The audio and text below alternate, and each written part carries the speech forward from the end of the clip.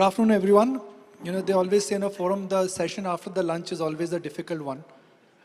By the time you're digesting the food, we're getting into hardcore talk about asset inflation, who wants all that? So what we are doing today is, I've taken a commitment from Madhu, Prashant and Nilesh Bhai that we will not talk about SIPs today. No SIPs. It'll only be tips. So and you can see how the balancing has been done. I'm at the back and here the HNI investors are all sitting.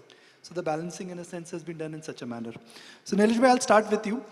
Let's put things in context. We were at an all-time high in the month of Jan. But that time there was no war. That time there was no spike in crude. Inflation was supposed to be transitory.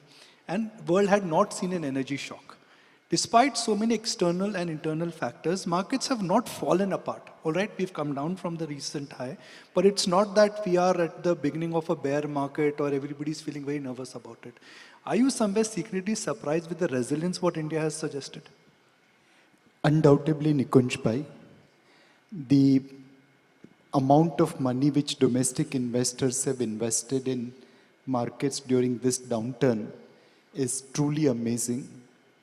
In March and April 20, FPI sold 69,000 crore worth of equity, and markets were down about 35% from 12,300 to 7,500. From October, they have sold 1,50,000 crore plus, roughly 2 lakh, and markets are down only 10-11%.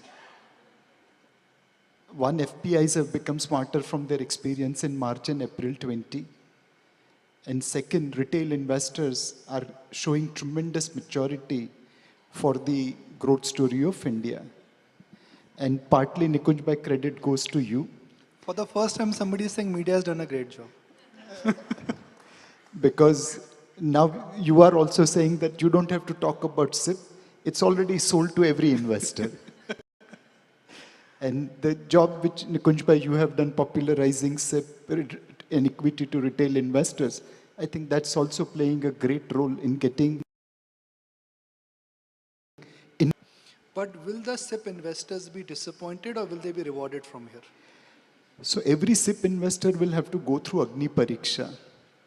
In March 20, the Agni Pariksha was huge. 3 years equity SIP returns were negative. 5 years equity SIP returns were lower than savings bank account. And 10-year equity SIP returns were lower than bank fixed deposits. But people who passed through that Agni Pariksha today are seeing double-digit return across 3, 5, and 7 and 10 year. So Agni Pariksha to deni padegi. Jo pass hoga, he or she will enjoy the return. Madhu bhaiya, what do you want to start with? SIP? You have become so smart now that I can't put a question to you. Sir, panel is about you guys, not about me. Yeah, no, Sir, mere piche pade aaj. Whatever, तेरे को जो question पूछना है पूछ. My question for the larger audience here is, we have seen this big change, and this is something I want to bring out for the audience here as well. There was a time when FIs would sneeze and markets would catch a flu. The number which we would always look at is that what was the FI selling. But the number which we get very happy about in the morning when we start our show is what domestic institutional investors are doing. This is a mega trend. But is this mega trend here to stay? Because for the first time, so the temperament will be tested. If you came after COVID, you made money. Now the heat is going to be felt. I would say, Nikunj, this is definitely here to stay for multiple reasons. A, the number of investors participating in India has gone up from, let's say, 2.5, 3 crores to roughly 9 crores today. Abhi logon ko khoon lag gaye, in last 2 years. And I do not think it is, as many people call it, a suckers rally. It doesn't look like one, at least to me. So this domestic money is here to stay. Because when we look at the domestic money, the context of our GDP, the absolute saving, and still the amount of money which is coming to retail public, there is still a disconnect. And second point is, where are the alternatives? If I'm not doing equity, what do? I get 5% in a bank deposit. If I pay 35% tax, then I'm actually decreasing my money, like not increasing it. So I can put some in gold, I can put some in property, but ultimately equities will have to be the answer. That's one. That's the point number one. Point number two, that when I look at the absolute size of GDP and absolute saving, still the money looks small. And the third and the biggest point, when we see the investor go up from 3 crores to 9 crores, we are all getting excited because it has happened in a short period of time in COVID. But let's remember there are 140 crore people. What stops that this number in 5 years' time can't be from 9 crores to 20 crores or 18 crores? So I think this is definitely here to stay. And is it coincidence that all these guys came in at an absolute right time and they have made money? The only word of caution which I would like to put here is that let us not extrapolate in our minds what has happened in the last 2 years. Because we have made tremendous money. There have been 100 to 300% average return on a lot of companies. Once you start extrapolating that in your mind, then you will definitely get disappointed. Because making money in equities was so easy, then why will any businessman do business? They will only do share market business, right? Because when I put the money in a company, I make only, if I'm a good company, I make 18% ROE. So how come some entrepreneur who is making 18% ROE will allow you to make 200, 300% return on his own stock? So we are back to basics, we are back to stock specific, we are back to reasonable returns. And be prepared, because after so much money is being made, as Nilesh Bhai said, be prepared for the volatility. You may call it Agni Pariksha, you may call it volatility, you may call it a routine test of the market, but be prepared for it, basically. It could come for any reason, it could come for global, local, oil price, etc., etc. But the fact is, we will always tend to go to mean to reversion, right? If so much money is being made, there is a possibility, and that is what history has taught us, that there is a possibility that there could be some hiccups down the line. But personally, if you ask me, if that hiccup were to happen, I am only the buyer for Indian equities from a 5-7 year perspective.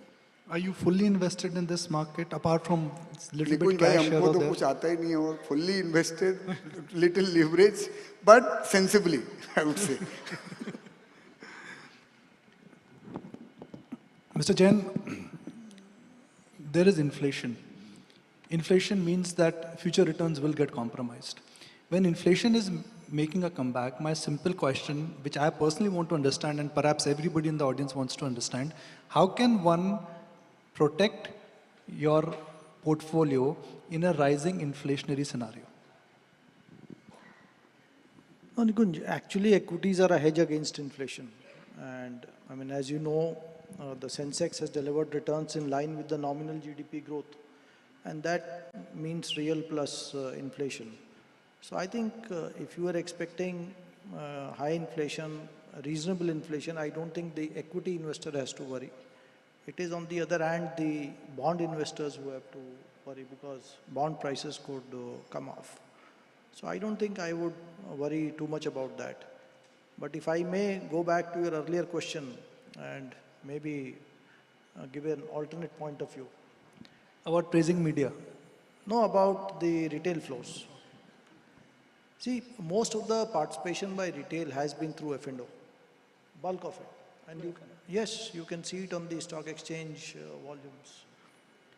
And it is common knowledge that F&O, by definition, is a zero-sum game.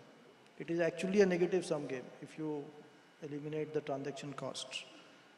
And recently there was a very good study by ISB in tie-up with NSE, and it suggested that 95% of, or thereabouts, of direct trades have ended up losing money.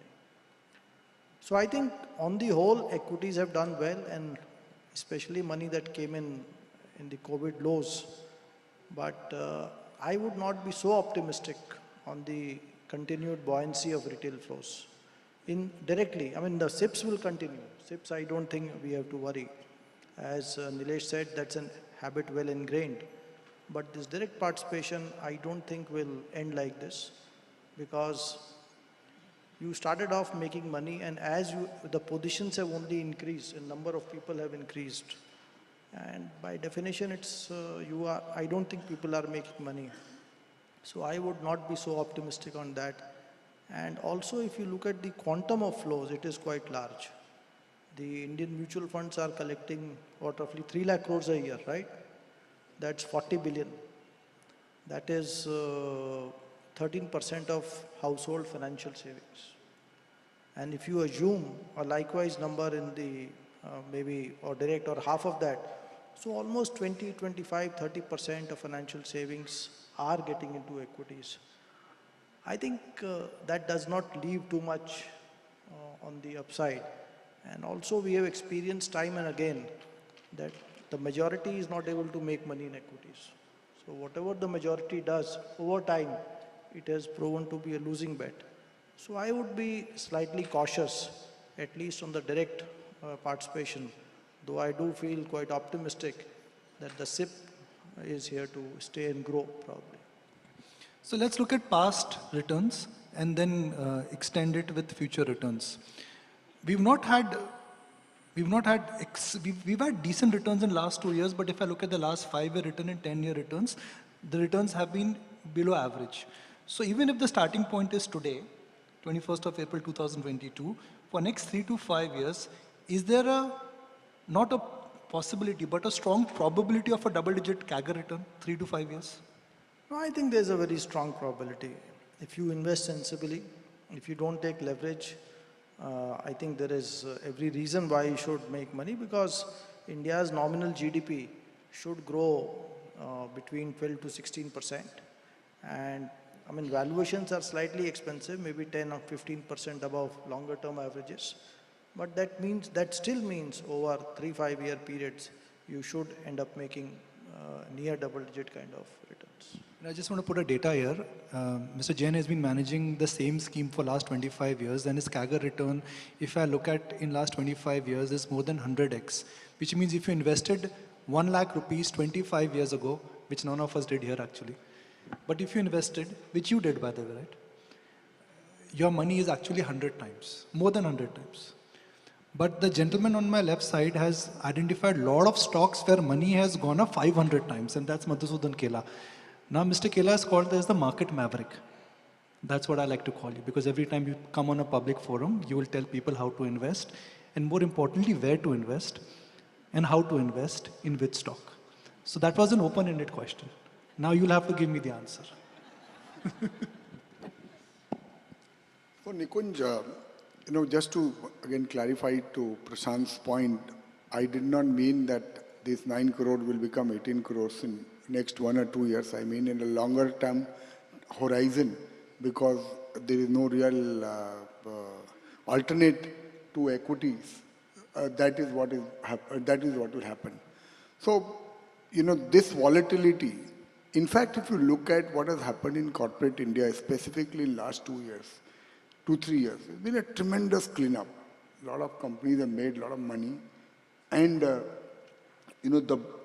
leverage on the balance sheet of companies have actually come down considerably. If I look at last 5-6 years, the competition in a lot of sectors have actually receded very, very significantly. So the people who have very, very good, strong balance sheet, I don't think there is a real dearth of opportunities for those companies, and subsequently for investors. So you have to just do your work properly. If you have done your work, if you are bottom-up investors, I would be very disappointed if I did not make higher teen returns in my portfolio in the next 5 years. Talking about CAGR return. CAGR return. So where do you think there is possibility of this kind of a return? I mean, for stock prices to go higher, I'm just using it for the benefit of our audience. Just remember this simple thing. Market price is a function of EPS into PE. So where do you think earnings will go higher, and where do you think PE will expand? So Nikunj, I think again, I'm not trying to evade the question, but I will not let you evade the question. I would hate to say a particular sector, because ultimately, even from that sector, you have to buy companies, right? Because if you identified an auto sector 3 years back, but if you bought the worst company, that doesn't mean that you have done well. So you have to ultimately be able to buy companies.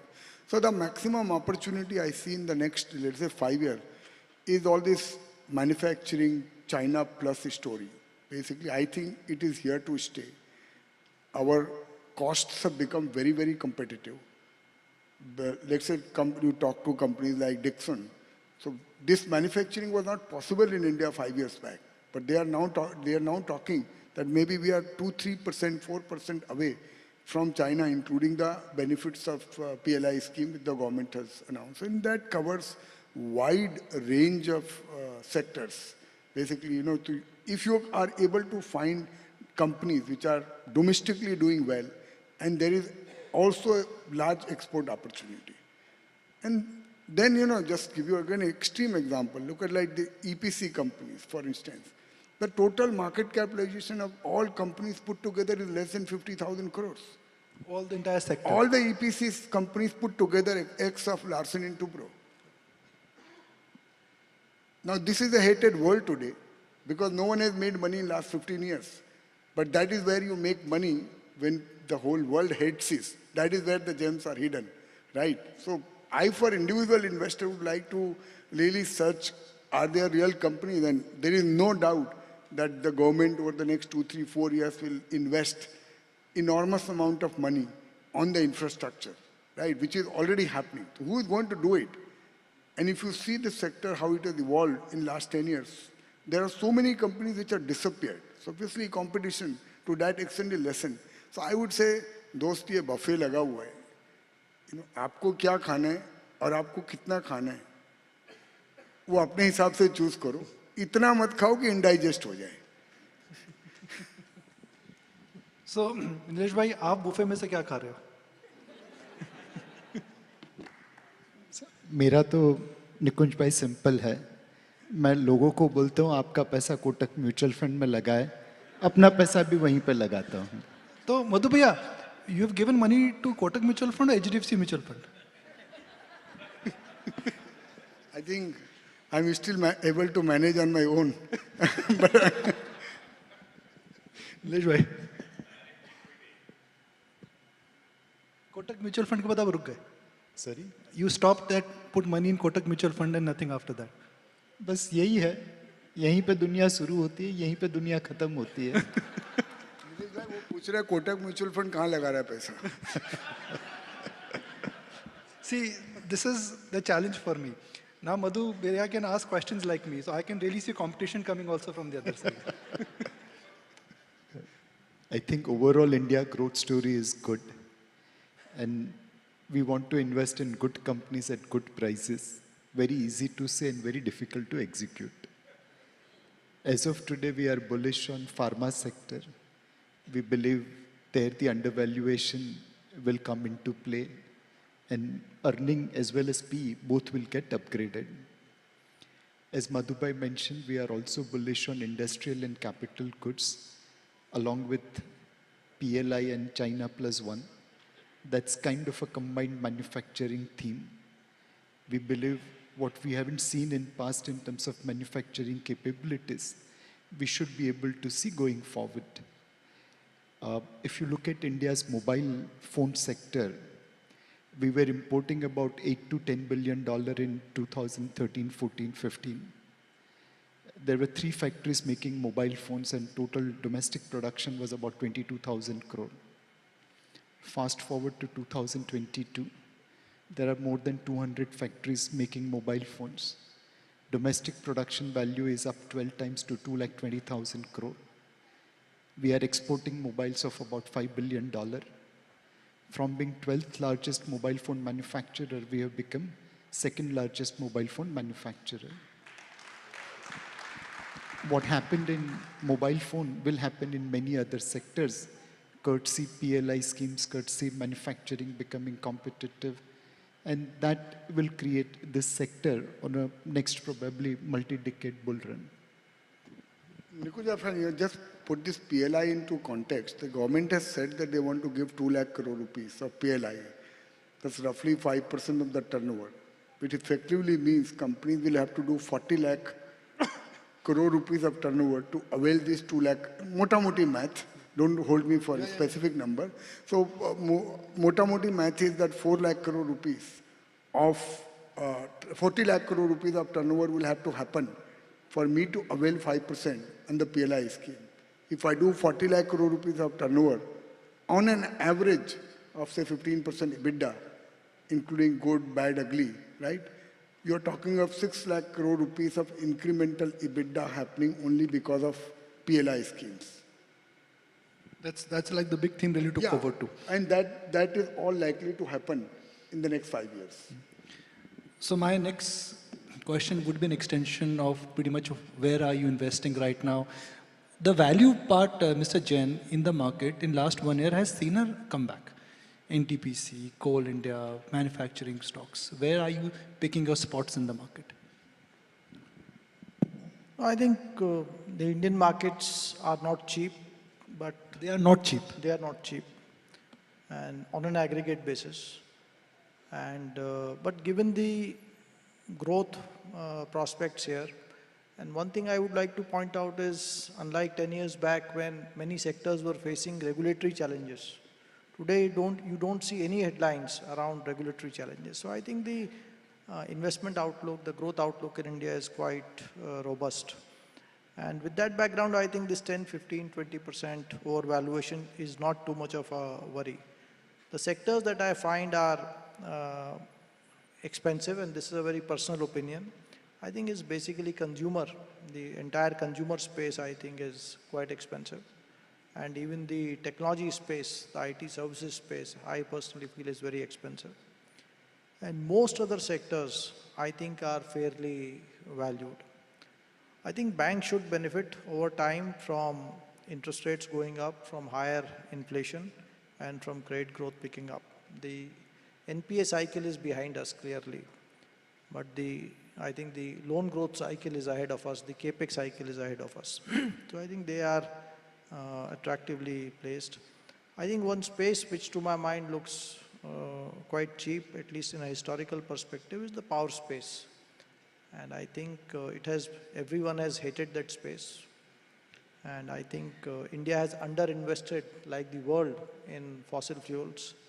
But as we are realizing today, there are limitations to the speed at which you can transition from traditional to renewable sources of power. So I think that space is still offering quite good value to my mind. So couple of last questions, and a very basic question. When you read a headline which is about geopolitical war, energy crisis, inflation going higher, demand is going to drop, just nothing is going right for an equity investor, why should we not expect a sharp drop in the market or a sharp fall or a market crash?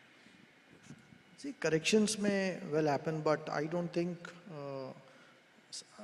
because of what you said, it would be, to my mind at least, I would expect a correction, because the Indian economy, despite having opened up materially over last 3 decades, fortunately, it does not depend too much on developments outside India. And the best example of that is that when Lehman took place, that year the economy still grew 5.5%. So I think we have a great demographics, good regulatory framework, very supportive government, and a very favorable investment climate. And I think for the first time in my career of 30 years, India has gained competitiveness over China in cost of manufacturing. So I think in services we have less competition. In manufacturing we should be able to increase our share. So I don't think what is happening in Ukraine, it's very unfortunate, but I don't think it really impacts India that much. India is quite self-sufficient in food grains. The only place where we could get impacted is oil imports. But let us remember that way back in 2008, oil had crossed $100. And at that time, the software exports were much lower than the oil imports.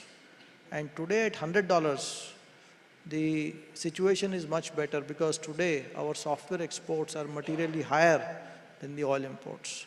So over time, India's resilience to handle even higher oil prices has improved. And probably that's the reason why, despite the spike in oil prices, the currency has been remarkably stable. So I think we need to distinguish between disturbing, unfortunate headlines and what is the economic impact of those in India. I think the profit cycle is quite good in India. There is broad-based recovery in profitability. Corporate balance sheets are extremely healthy, as Madhu pointed out, and even bank balance sheets are extremely good. So I'm just nearing the end of the discussion. I've shamelessly extended my time. So if I just wrap the essence of today's discussion for the benefit of attendees here and for those who are watching home, is that this panel feels that we are in for, there's a probability and a possibility of a double-digit return from next 3 to 5 years. You have to invest in equities at this point in time because that will be a hedge against inflation, manufacturing, cyclical. There are a lot of themes which this panel is bullish on. But you always have time for one question, and I'll throw it to Mr. Kela. And you know, I've had the pleasure of meeting and interacting with him on a personal level for over 20 years now. So, Madhu Bhaiya, my question is that you got 2 lovely daughters. Sorry? 2 daughters. Yeah. Not as a father, but you're sure your daughters would be asking you, at least your elder one would be asking you questions about investing. So, what is Madhusudan Kela, the investor, telling his daughter about investing? Unfortunately, my elder one is only interested in arts, so she doesn't ask me the. But the younger one is quite curious. She is only 14 years of age, and whenever time permits, she catches me, and I try to explain to her that you are born at such brilliant time. You are born in a country like India, and the world is waiting for you. Believe in the country and invest in equities. I thought you'll say, give money to Prashant uncle or Nilesh uncle, not to Papa. No. I would say be Atmanirbhar. All right, ladies and gentlemen, it's just been wonderful interacting with Nilesh Bhai, Madhu Bhaiya and Prashant Jain. Thank you all very much. Let's put our hands together for this lovely panel. Thank you so much.